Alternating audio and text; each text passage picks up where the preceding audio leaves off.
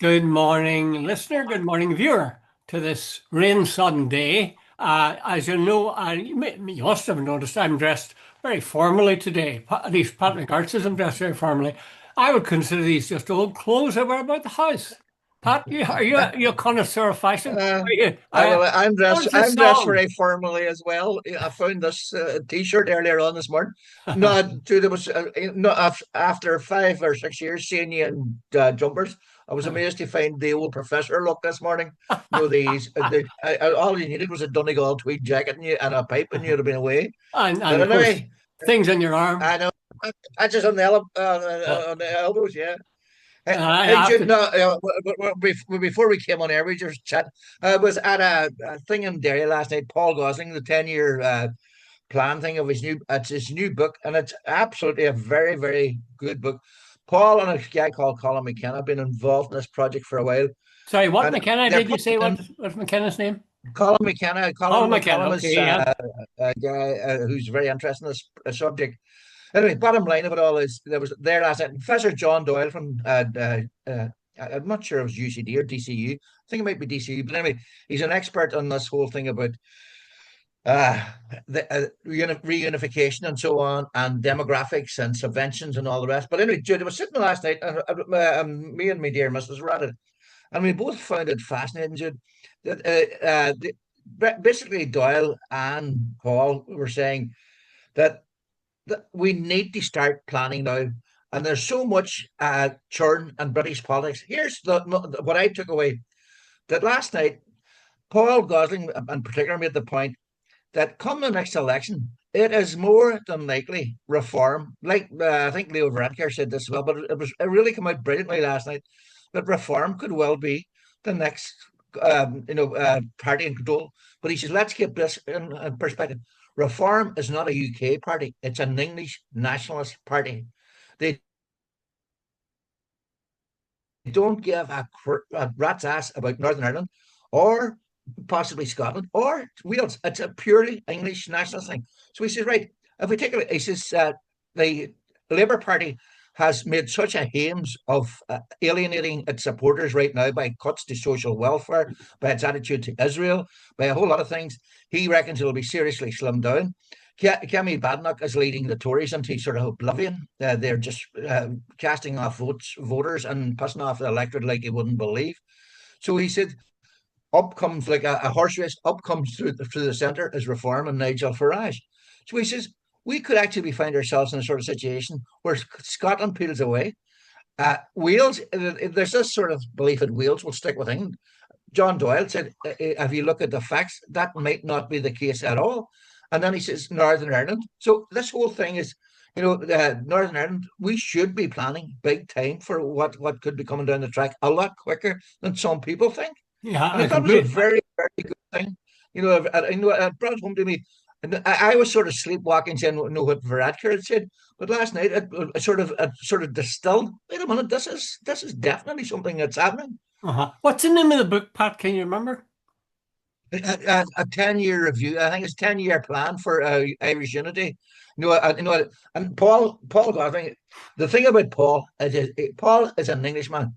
He's lived in Derry for 25 years, but it's beyond balanced. Everything he says, it's not. He doesn't bring the baggage that I could be accused. Oh, you're a nationalist, or Jude Collins is a nationalist, or somebody else is unionist. Paul is very, very middle of the road. Here's the facts. And, Jude, the case, by the way, for United Ireland is almost overwhelming on economic and social grounds. Like Paul Smith said last night, that there are people waiting between 6 and 10 years for hospital appointments. Imagine waiting for 10 years. And he says there was he cited a case as well that somebody in I think it's Alton Galvin has been waiting 2 weeks for an emergency appointment. John Doyle said, no, he says the health system in the south, he says, is far from perfect. He says, so he says, I'm not saying it's nirvana, but he says, if I ring tomorrow morning, he says, for a doctor's appointment, he says, there's a fair chance I'll get one that day, but certainly the next day. Did you try getting a doctor's appointment on the hoof anywhere in Derry? Not a hope in hell. Not a hope in hell. Hmm. It'll be sometime next week.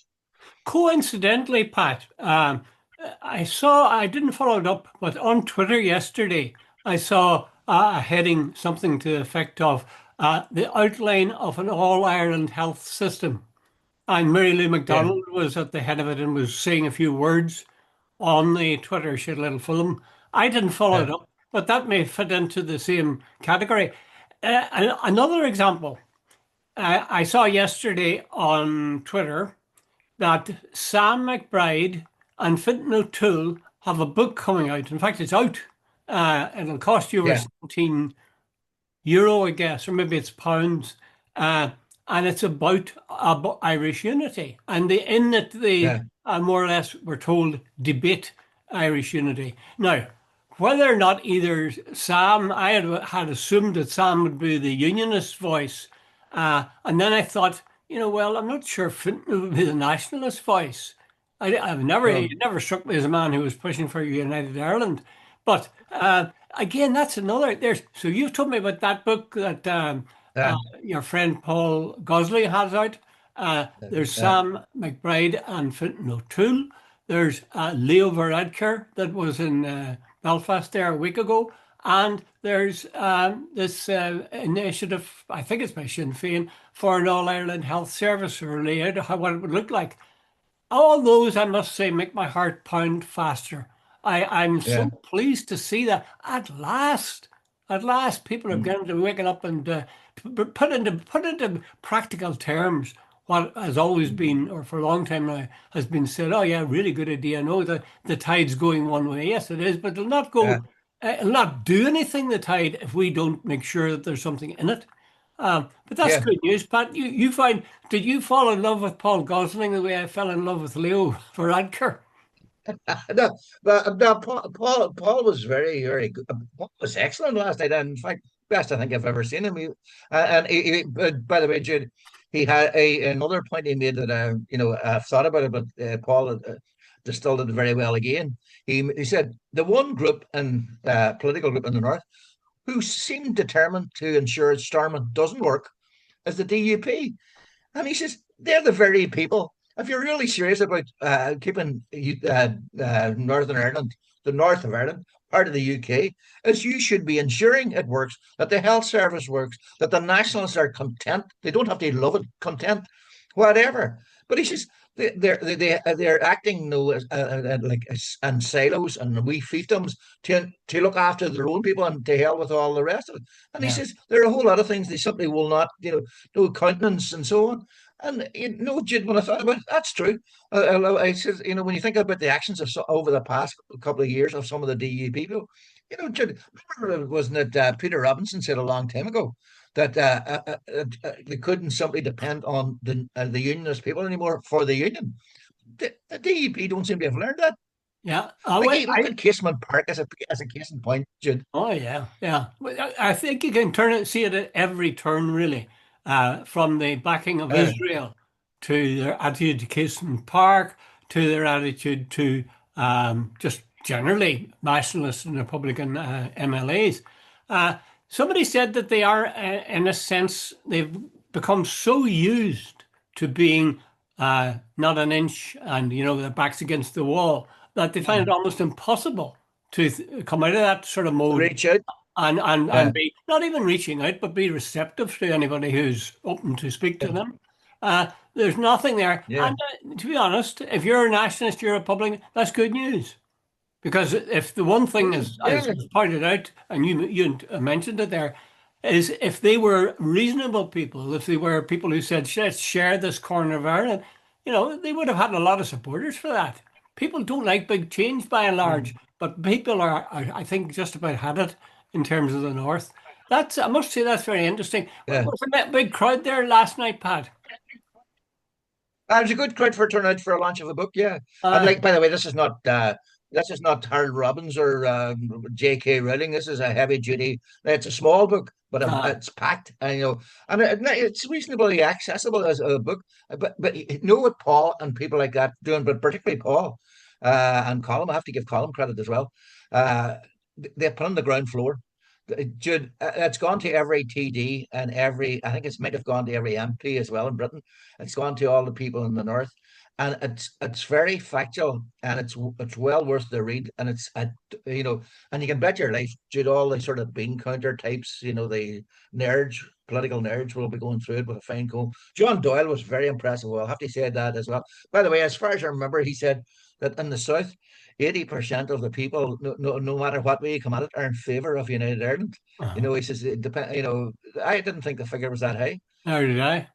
But maybe Uh, he's talking about Leo made a point of singling out the younger group, like something like 15 or 20 to uh, 35, that they're uh, overwhelmingly in favor uh, of it. uh, I remember I got uh, a shock of that. That uh, actually has been the case for some time. I got a shock because I remember talking to a very middle class guy. I think he worked for the central bank or something in the south, and yeah. asking him what, who would he vote for, and he said, "Oh, Sinn Féin." I really, I Uh, was so new. That's not the kind of thing that I'm used to hearing when I ask that kind of question. I suppose that's because there yeah. were, for some time, so many SDLP nationalists here north of the border. But that's not the case anymore. Um, the only thing, Pat, that I would have reservations about is this thing you're saying about Scotland and Wales and Yeah. Nigel Farage. That's in the distance. There's no Mm, general election coming up in Wales. There's no general election, as far as I know, coming up in Scotland. And there's no yeah. general election coming up in England.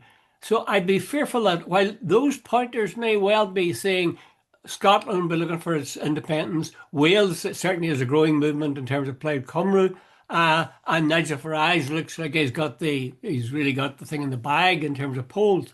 But Uh, that's just polls, and we're a distance from an uh, election. And the but same thing here's the applied point, with Sinn Jude. Féin at I one take your stage. point, but hey, Jude, there's an election coming up in about what 3 years, Hmm. isn't what do you call him, in about a year, maybe 2 years? Just, I can't remember. Well, he's on over a year, isn't he? Starmer, right, Jude? The in political terms, 3 or 4 years is a very short time.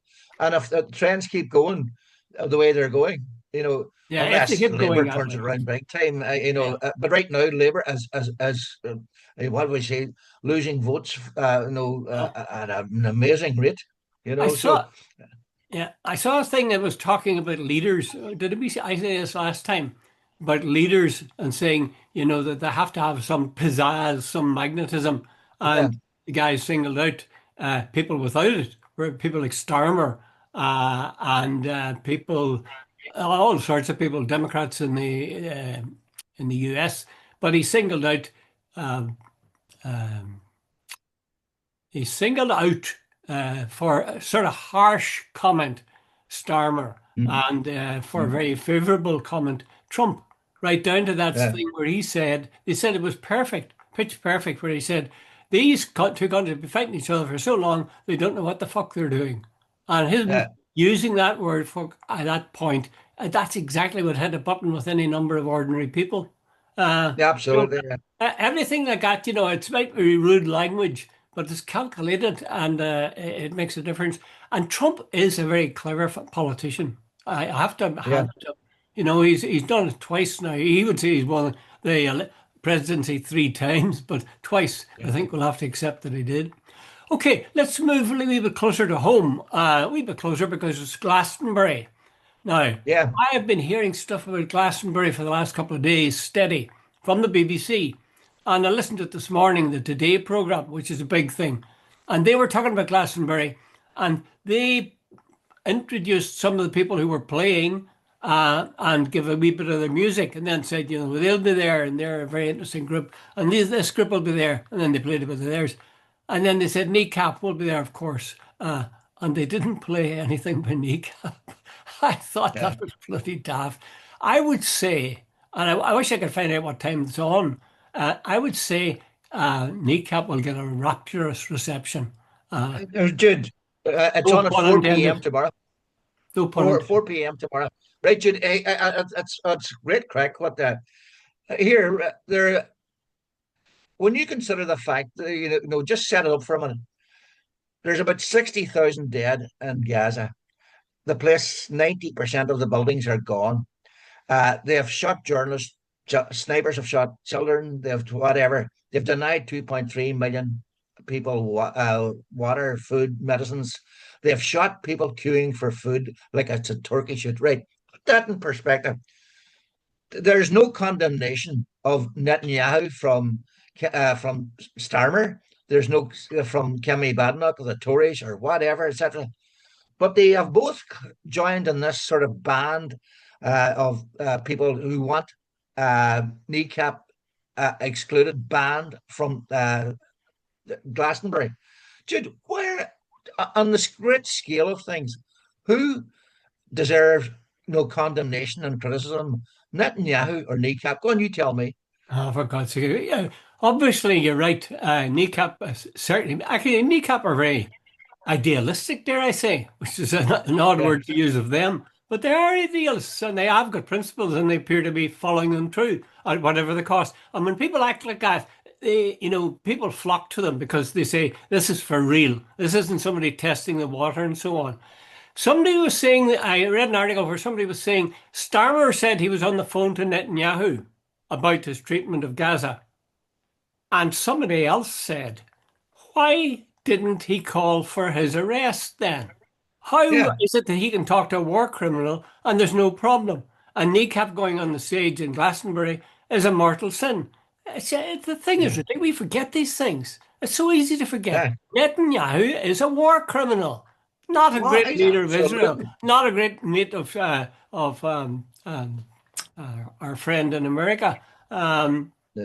So Yeah, I just don't get it that people would just see things totally out of proportion. I see an article, I think today's Irish Times, and they're saying that the some pro-Israeli countries are blocking Irish efforts to inflict sanctions against Israel at an EU summit.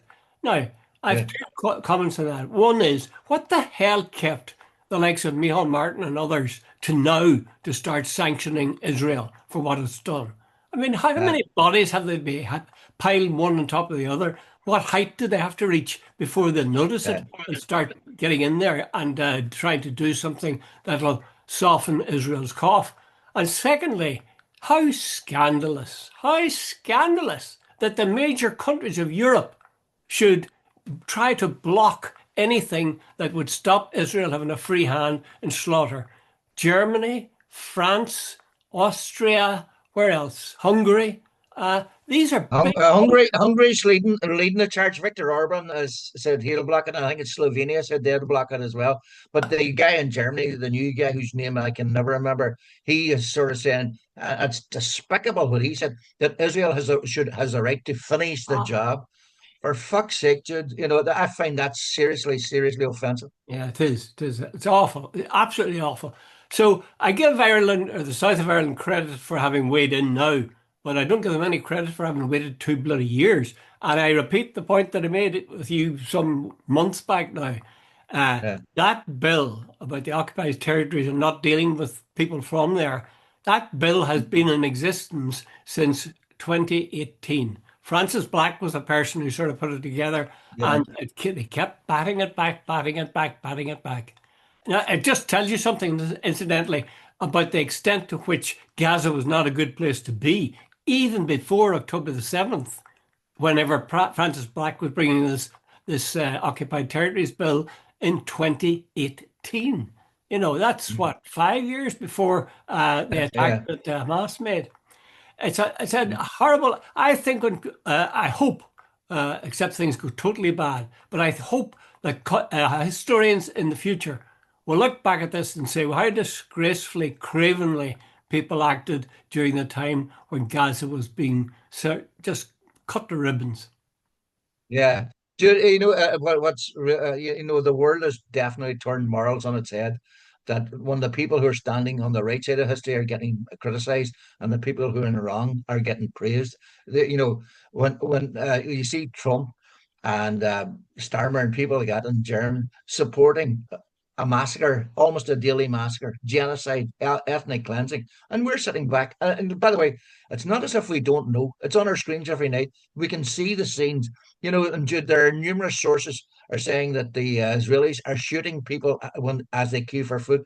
Sometimes it's 40, sometimes it's 50, 70. And but they set up this, they banned the UN from distributing food and set up this fake, as pro-Israeli group to distribute food so they can control everything again. But in Jude, such a it's small scale, despicable and Pat, disgusting. such a small scale that is ridiculous. Absolutely, Jude. And Jude, I think last week I noticed the IDF guy when they recovered the bodies of three of the Israeli hostages. He said, and there was a UN, UNRWA person involved in the kidnap. Jude, UNRWA has 14 or 15,000 people. It's a fair chance one or two will be involved with Hamas or something. Like Jesus in Northern Ireland, it's a fair chance there's Republican support. Big deal. Mm. The Israelis try and use everything to justify what they're. But now, Jude, here, just to switch the topic again, there was a thing happened during the week, what I found amazing. New York is the most Jewish city in the world outside of, Israel, right? And Sohan Manadi, I think his name is, he defeated Andrew Cuomo, the former governor, to be the Democrats' candidate for the mayoral election against all odds.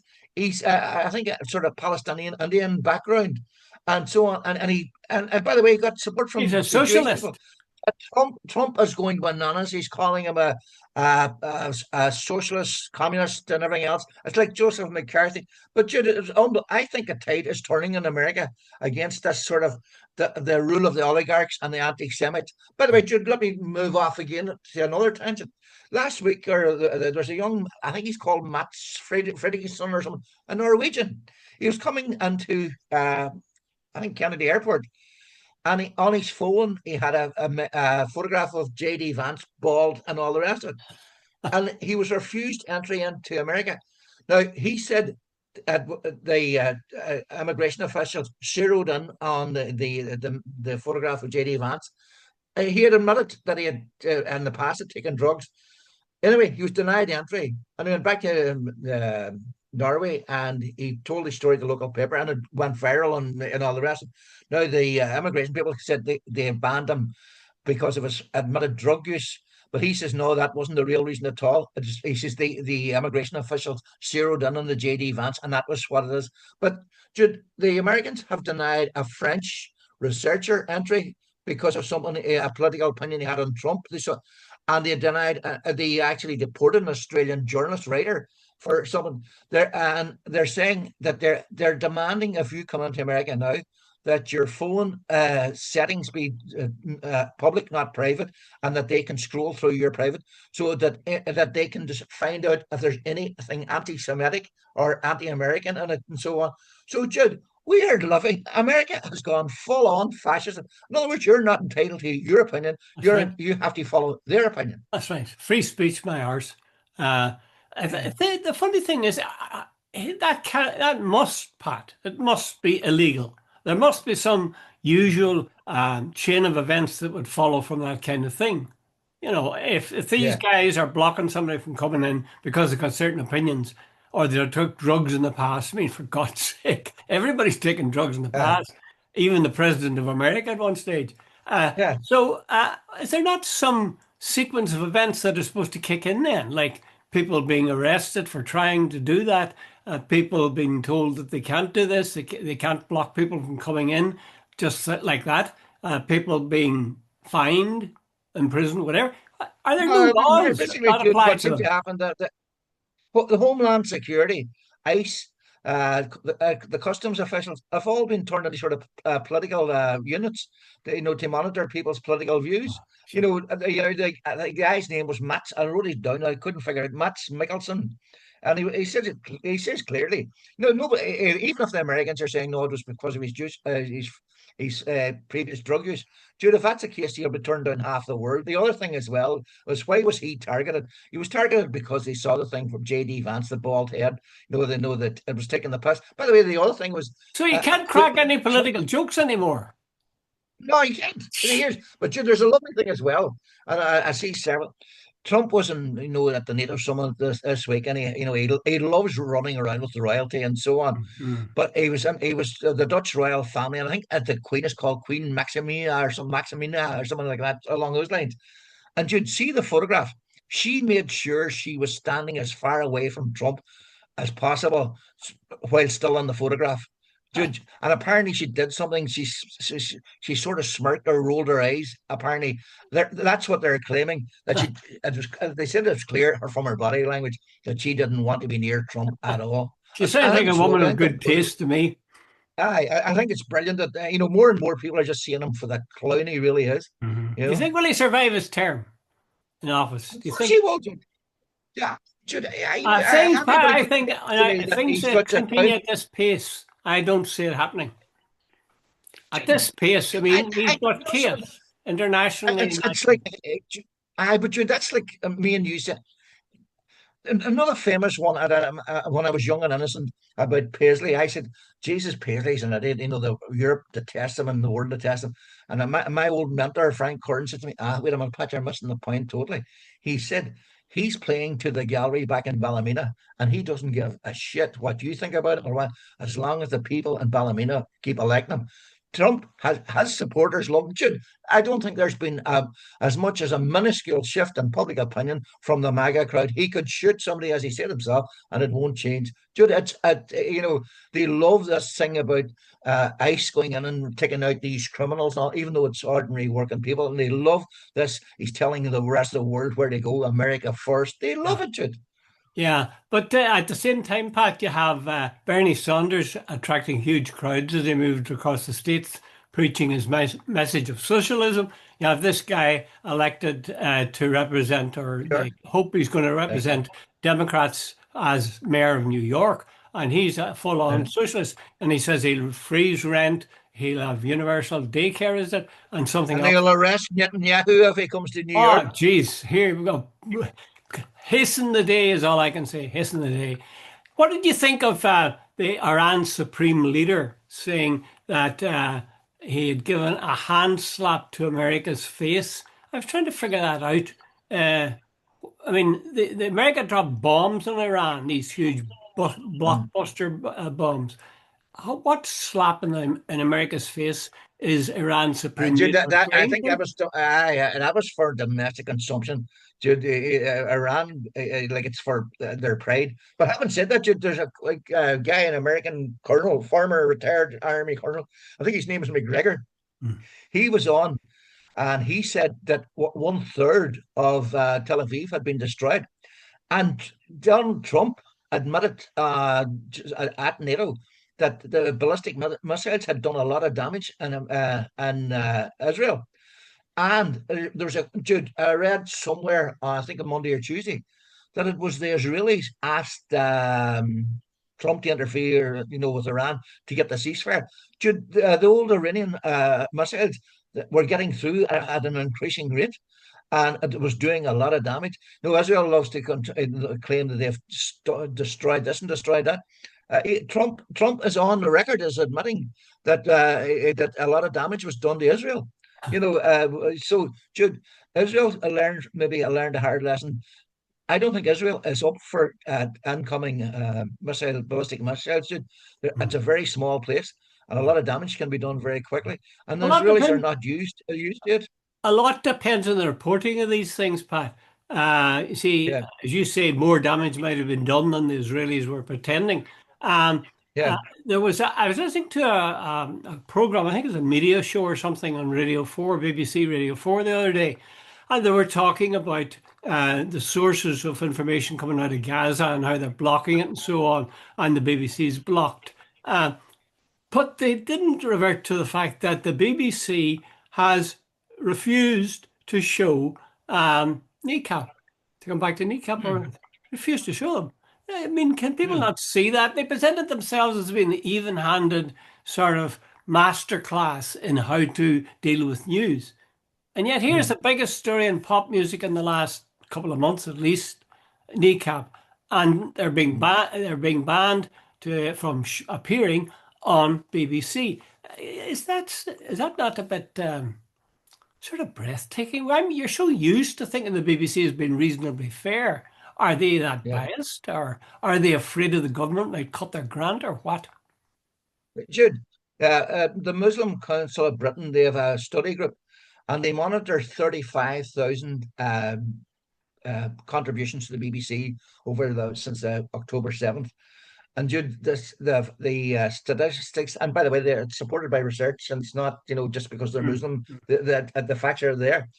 Peter O'Byrne, who used to be a columnist with the Daily Telegraph, basically lambasted the BBC for their coverage of Israel.